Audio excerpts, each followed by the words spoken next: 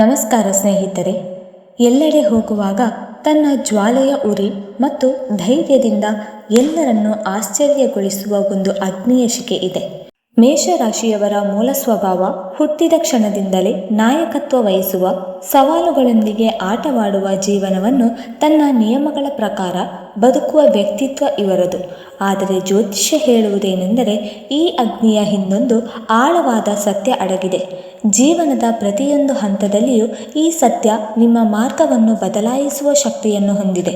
ಕೆಲವೊಮ್ಮೆ ಅತಿ ದೊಡ್ಡ ಯಶಸ್ಸಿನ ಶಿಖರವನ್ನು ತಲುಪುತ್ತವೆ, ಮತ್ತೊಮ್ಮೆ ಸಂಬಂಧಗಳ ಕಠಿಣ ಪರೀಕ್ಷೆಗೆ ನಿಲ್ಲಿಸುತ್ತವೆ. ಕೆಲವೊಮ್ಮೆ ಸಂತಾನ ಸುಖದ ಆಶೀರ್ವಾದ ನೀಡುತ್ತವೆ, ಮತ್ತೊಮ್ಮೆ ಅದಕ್ಕೆ ಸಂಬಂಧಿಸಿದ ಸವಾಲುಗಳನ್ನು ಎದುರಿಸಬೇಕಾಗುತ್ತದೆ. ಇವತ್ತಿನ ಈ ವಿಡಿಯೋದಲ್ಲಿ ನಾವು ಮೇಷರಾಶಿಯವರ ಜೀವನದ ಕೆಲವು ಪ್ರಮುಖ ಸತ್ಯಗಳನ್ನು ತಿಳಿಸಿಕೊಡಲಿದ್ದೇವೆ.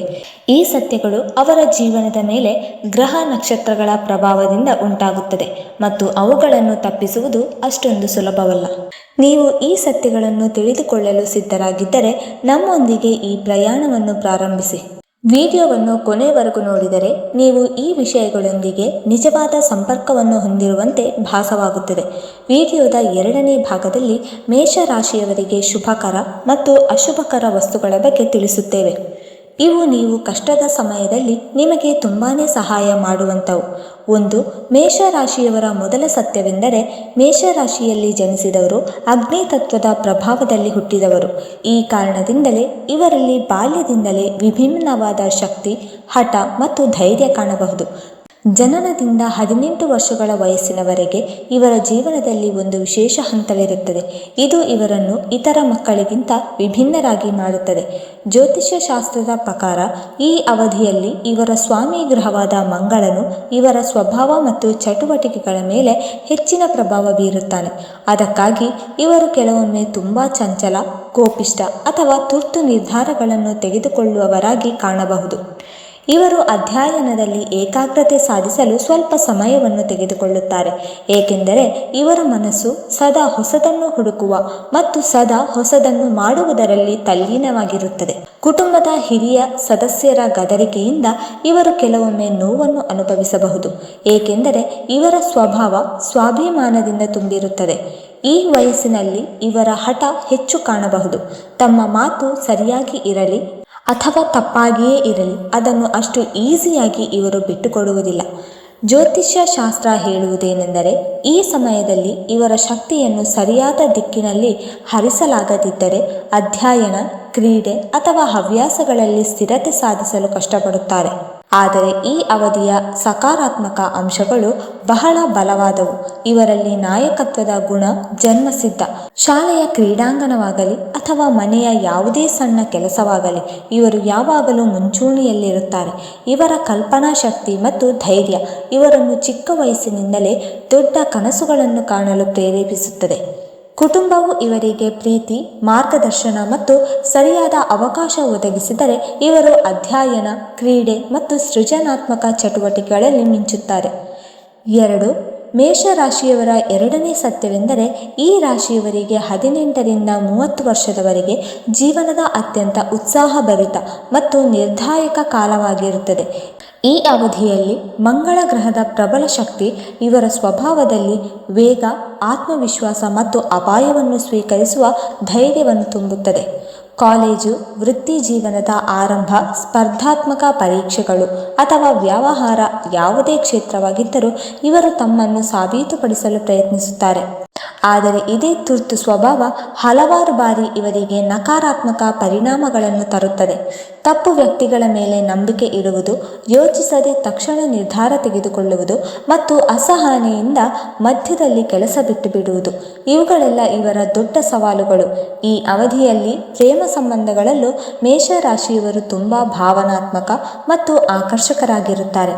ಆದರೆ ಬೇಗ ಕೋಪಗೊಳ್ಳುವುದು ಮತ್ತು ಅಹಂಕಾರದಿಂದ ವರ್ತಿಸುವುದು ಇವರ ಸಂಬಂಧಗಳ ಸಂಬಂಧಗಳಲ್ಲಿ ಬಿರುಕು ಉಂಟು ಮಾಡಬಹುದು. ಮೂರನೆಯದಾಗಿ, ಜ್ಯೋತಿಷ್ಯ ಶಾಸ್ತ್ರದ ಪ್ರಕಾರ 25ರಿಂದ 30 ವರ್ಷದೊಳಗೆ ಮೇಷರಾಶಿಯವರಿಗೆ ಶನಿಯಾಂದಾಯ ಅಥವಾ ಸಾಡೆ ಸಾತಿಯ ಪ್ರಾರಂಭವಾಗುವ ಸಾಧ್ಯತೆ ಇರುತ್ತದೆ. ಈ ಸಮಯದಲ್ಲಿ ವೃತ್ತಿ ಜೀವನ ಮತ್ತು ಹಣಕಾಸಿನಲ್ಲಿ ಏರುಪೇರುಗಳು ಸಂಭವಿಸಬಹುದು. ಕೆಲವರಿಗೆ ಉದ್ಯೋಗ ಬದಲಾಯಿಸುವ ಅವಶ್ಯಕತೆ ಬರಬಹುದು. ಮತ್ತೊಬ್ಬರಿಗೆ ಓದು ಮುಂದುವರಿಸುತ್ತಲೇ ಆರ್ಥಿಕ ಜವಾಬ್ದಾರಿಗಳನ್ನು ನಿರ್ವಹಿಸುವ ಪರಿಸ್ಥಿತಿ ಎದುರಾಗಬಹುದು. ಆದರೆ ಮಂಗಳ ಗ್ರಹದ ಶಕ್ತಿ ಇವರಿಗೆ ಎಷ್ಟು ಬಾರಿ ಬಿದ್ದರೂ ಮತ್ತೆ ಎದ್ದು ನಿಲ್ಲುವ ಶಕ್ತಿ ನೀಡುತ್ತದೆ.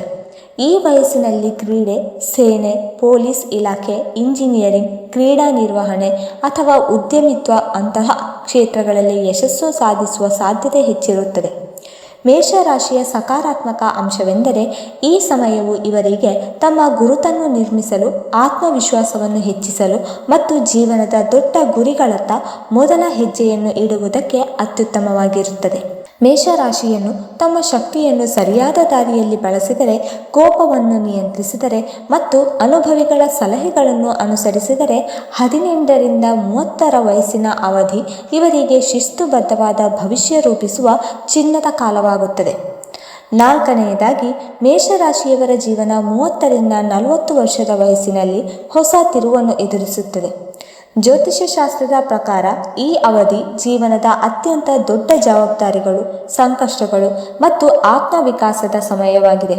ಈ ಸಮಯದಲ್ಲಿ ಶನಿ ಮತ್ತು ರಾಹು ಗ್ರಹಗಳ ಪ್ರಭಾವದಿಂದ ಕೆಲವೊಮ್ಮೆ ಮಾನಸಿಕ ಒತ್ತಡ ಮತ್ತು ಅಸ್ಥಿರತೆಯ ಸಮಸ್ಯೆಗಳು ಎದುರಾಗಬಹುದು. ಉದ್ಯೋಗ ಅಥವಾ ವ್ಯಾಪಾರದಲ್ಲಿ ಅನಿರೀಕ್ಷಿತ ಸವಾಲುಗಳು ಬರುವ ಸಾಧ್ಯತೆ ಇದೆ. ಕೆಲವೊಮ್ಮೆ ಕೆಲಸದಲ್ಲಿ ಅಡೆತಡೆ, ಕೆಲವೊಮ್ಮೆ ತಮ್ಮದೇ ಜನರೊಂದಿಗೆ ಸ್ಪರ್ಧೆ ಮಾಡಬಹುದಾಗಿರುತ್ತದೆ. ವಿವಾಹಿತ ಜೀವನದಲ್ಲಿಯೂ ಈ ಸಮಯದಲ್ಲಿ ಪ್ರಮುಖ ತಿರುವುಗಳು ಸಂಭವಿಸುತ್ತದೆ. ಗಂಡನ ಮನೆತನ ಸಂಬಂಧಗಳಲ್ಲಿ ಅಹಂಕಾರ ಮತ್ತು ಹಠದಿಂದ ಸಂಘರ್ಷದ ಪರಿಸ್ಥಿತಿಗಳು ಉಂಟಾಗಬಹುದು. ವಿಶೇಷವಾಗಿ ಇಬ್ಬರು ತಮ್ಮ ತಮ್ಮ ಅಭಿಪ್ರಾಯಗಳಿಗೆ ಬದಲಾಗದೇ ಇರುವಾಗ ಆರ್ಥಿಕವಾಗಿ ಈ ಸಮಯ ಏರುಪೇರುಗಳಿಂದ ತುಂಬಿರಬಹುದು. ಕೆಲವು ವೇಳೆ ಅಚಾನಕ್ಕಾಗಿ ಹಣದ ಲಾಭ, ಮತ್ತೊಮ್ಮೆ ಅನಿರೀಕ್ಷಿತ ಖರ್ಚುಗಳು. ಆದರೆ ಈ ವಯಸ್ಸಿನ ವಿಶೇಷತೆ ಏನೆಂದರೆ ಜನನೀಯ ಧೈರ್ಯ ಮತ್ತು ಯಾವುದೇ ನಿರ್ಧಾರ ಕೈಗೊಳ್ಳುವ ಶಕ್ತಿ ತುಂಬಾನೇ ಬೆಳೆಯುತ್ತದೆ. ಮಂಗಳ ಗ್ರಹದ ಶಕ್ತಿ ಇವರಿಗೆ ಈ ಎಲ್ಲ ಅಡ್ಡಿಗಳನ್ನು ಗೆಲ್ಲುವ ಸಾಮರ್ಥ್ಯ ನೀಡುತ್ತದೆ. ಈ ಅವಧಿಯಲ್ಲಿ ಮೇಷರಾಶಿಯವರು ಸರಿಯಾದ ದಿಕ್ಕು ಮತ್ತು ಉತ್ತಮ ಸಂಗಾತಿಯನ್ನು ಆಯ್ಕೆ ಮಾಡಿದರೆ ತಮ್ಮ ವೃತ್ತಿ ಜೀವನವನ್ನು ಸ್ಥಿರಗೊಳಿಸಬಹುದು ಮತ್ತು ಜೀವನದ ಭದ್ರತೆಯ ಬೀಜಗಳನ್ನು ನೆಡುವ ಅವಕಾಶ ದೊರೆಯುತ್ತದೆ.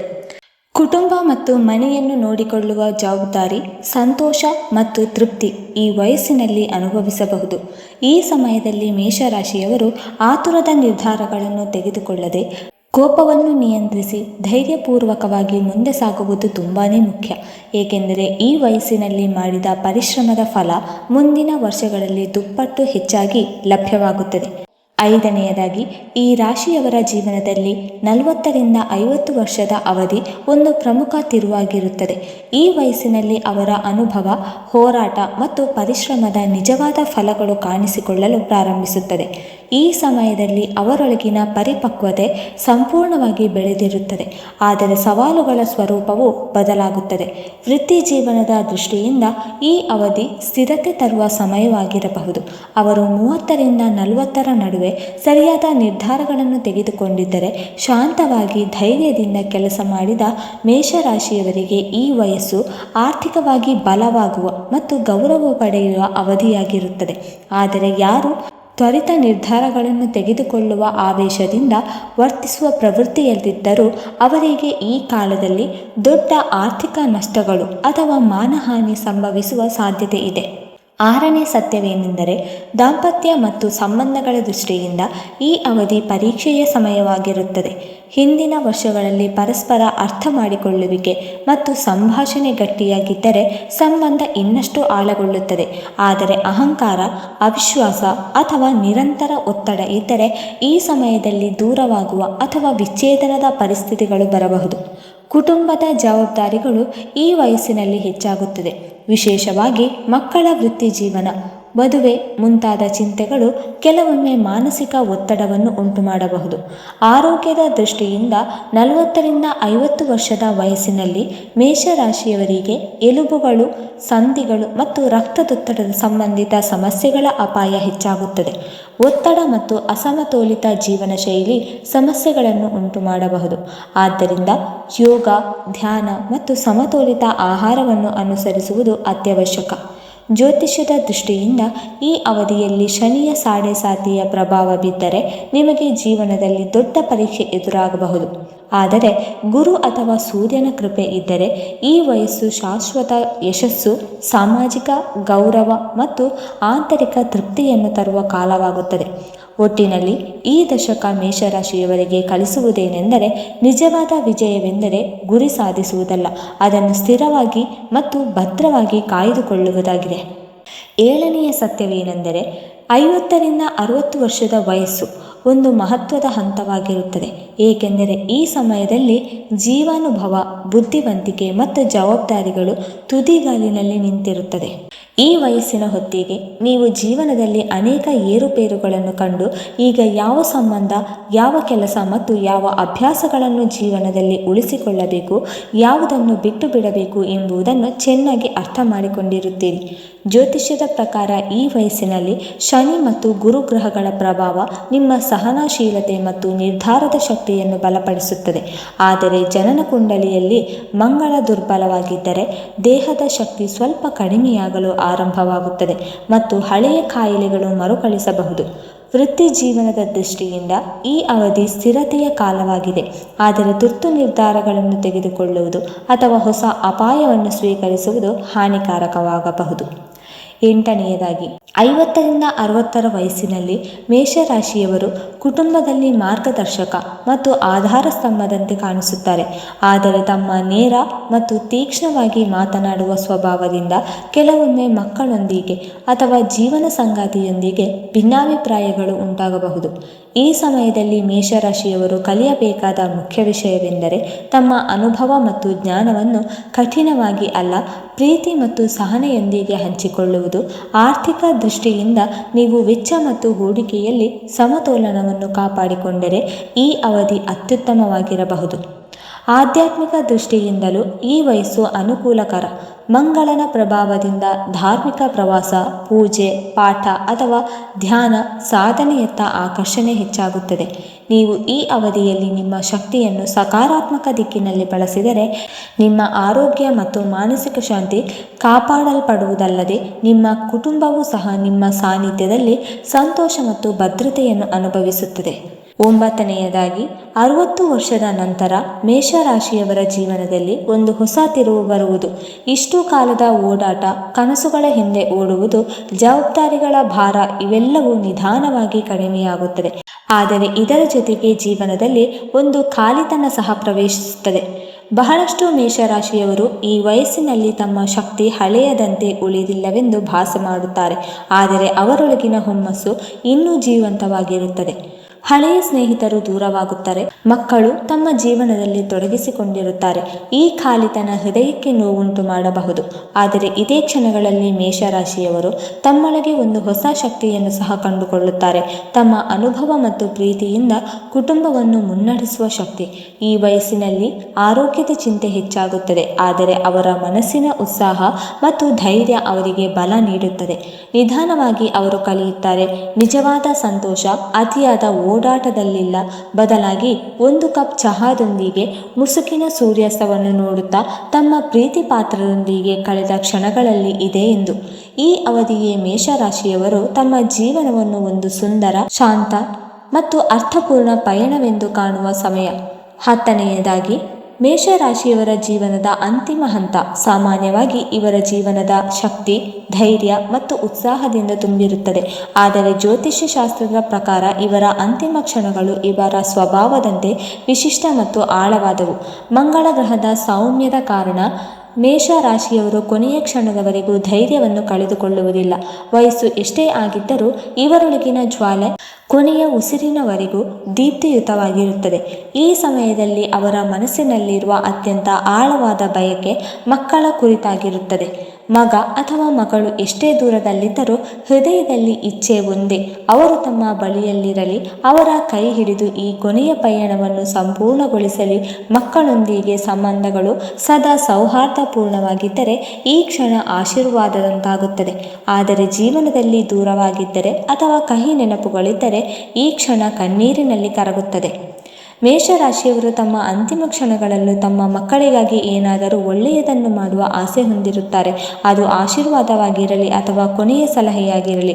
ಅವರ ಮನಸ್ಸು ಯಾವಾಗಲೂ ತಮ್ಮ ಮಕ್ಕಳ ಜೀವನ ಧೈರ್ಯಶಾಲಿ, ಸತ್ಯನಿಷ್ಠ ಹಾಗೂ ಶಕ್ತಿಶಾಲಿಯಾಗಿರಲಿ ಎಂದು ಬಯಸುತ್ತದೆ. ಜ್ಯೋತಿಷ್ಯ ಶಾಸ್ತ್ರದ ಪ್ರಕಾರ ಮೇಷರಾಶಿಯವರು ವಿದಾಯ ವಹಿಸುವಾಗ ಅವರ ಮುಖದಲ್ಲಿ ಸಾಮಾನ್ಯವಾಗಿ ಒಂದು ಶಾಂತತೆ ಕಾಣಿಸುತ್ತದೆ.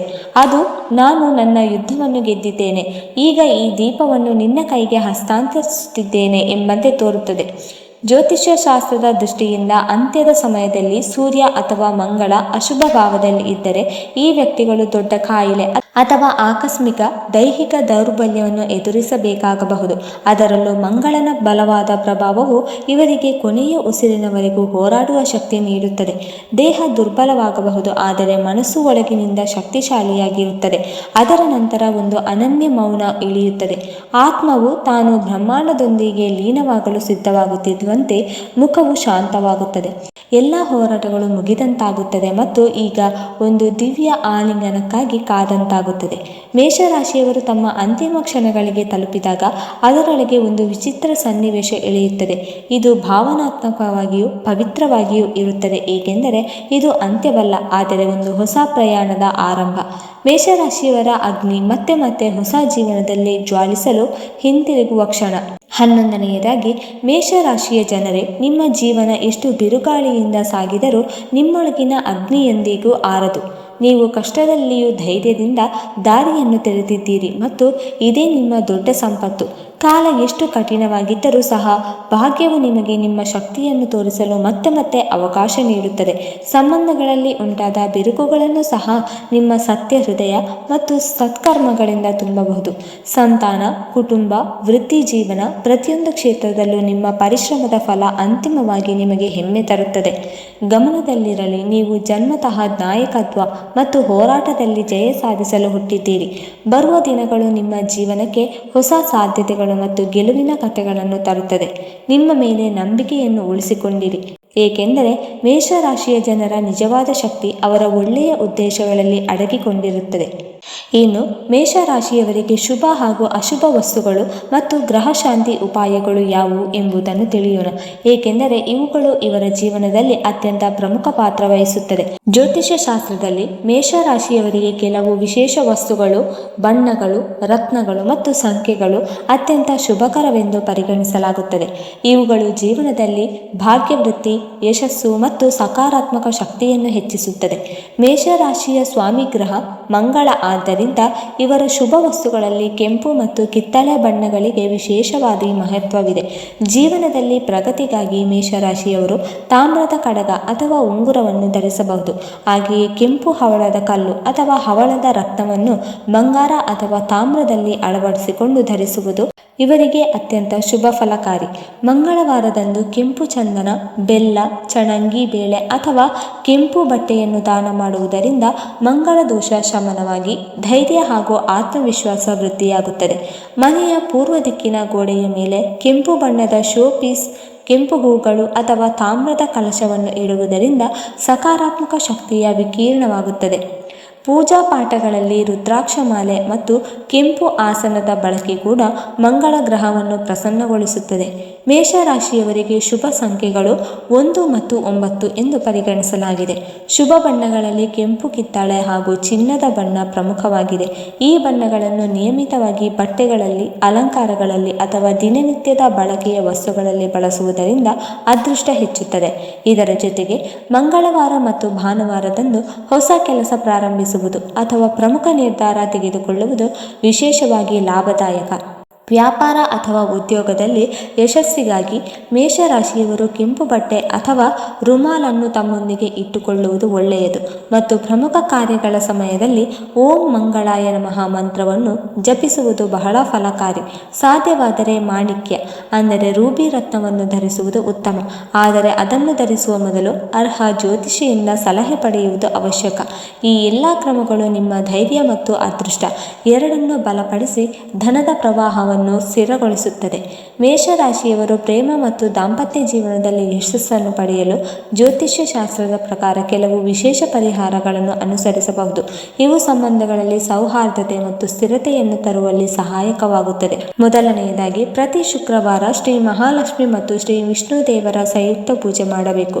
ಪೂಜಾ ಸಂದರ್ಭದಲ್ಲಿ ಗುಲಾಬಿ ಅಥವಾ ಕೆಂಪು ಹೂಗಳನ್ನು ಸಮರ್ಪಿಸಬೇಕು.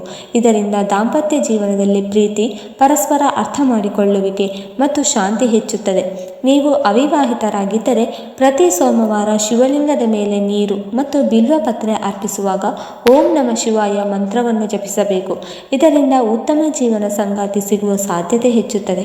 ಪತಿ ಪತ್ನಿಗಳ ಮಧ್ಯೆ ಸೌಹಾರ್ದತೆ ಮತ್ತು ಪ್ರೀತಿ ಕಾಪಾಡಲು ಹಾಸಿಗೆಯ ಕೋಣೆಯಲ್ಲಿ ಯಾವಾಗಲೂ ಮಂದ ಗುಲಾಬಿ ಅಥವಾ ಕ್ರೀಮ್ ಬಣ್ಣದ ಪರದೆ ಮತ್ತು ಹಾಸಿಗೆ ಇರಿಸಿಕೊಳ್ಳಬೇಕು.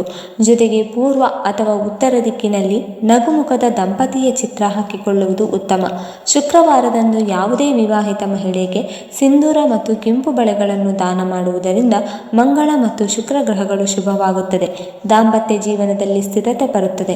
ಮಂಗಳವಾರದಂದು ಹನುಮಂತ ದೇವರಿಗೆ ಕೆಂಪು ವಸ್ತ್ರ ಸಮರ್ಪಿಸುವುದು ಮತ್ತು ಅವರ ಪಾದಗಳಲ್ಲಿ ಬೆಲ್ಲ ಮತ್ತು ಕಡಲೆ ಸಮರ್ಪಿಸುವುದು ಸಂಬಂಧಗಳಲ್ಲಿ ಉಂಟಾಗುವ ಒತ್ತಡವನ್ನು ಕಡಿಮೆ ಮಾಡುತ್ತದೆ.